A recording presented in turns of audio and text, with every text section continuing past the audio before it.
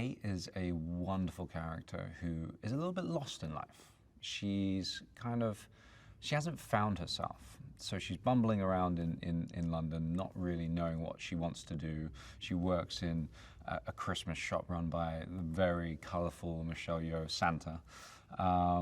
And she is occupied pretty much the whole time on her phone. She leads a very strange sort of life, and she comes across a character by the name of Tom, who is almost the opposite. He tends not to be enthralled on Facebook or the internet, and he's out there in the open. He's walking around, and he's trying to get her to kind of come out of her shell and be the person that he really sees her to be.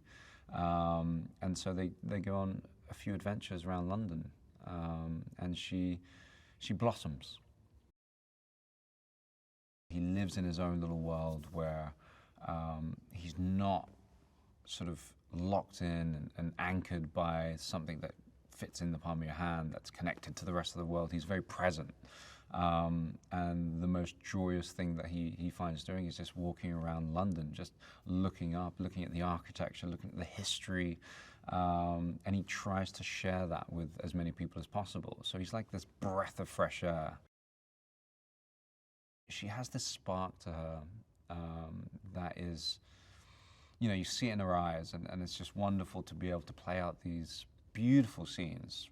They're funny, they're heartfelt, they're moving, and we get to share this wonderful little journey of Kate and Tom's together. I could not ask for a better human to share that with.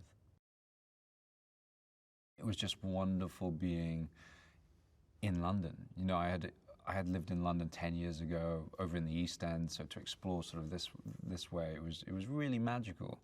You almost sort of pinch yourself, just like, am I really in the middle of like Leicester Square, riding my bicycle, filming, Piccadilly Circus, and you know, around Covent Garden? It really is a postcard to how beautiful London is. Christmas in London is magical. I mean, it really, people go all out, and there is a festive spirit. It's weird to say, some places, you know, there's Christmas, but you don't have that festive spirit. And Paul, John Schwartzman, Emma, they've all been able to encapsulate the best parts of Christmas and kind of splattered it onto this canvas, which is our little movie. It's kind of a love-hate relationship. Santa is thoroughly annoyed at how lackadaisical and useless her little elf is, but she does love her.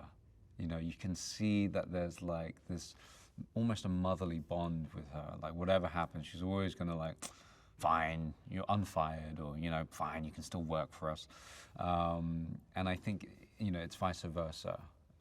Kate sees Santa as somewhat of her only friend in a weird way.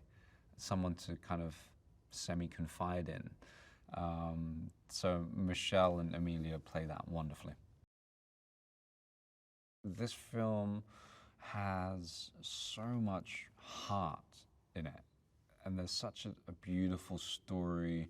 There's a joyful kind of real love to it. And you match that with Emma Thompson's sort of experience, George Michael's beautiful music, Emilia's amazing acting, my little bit in it.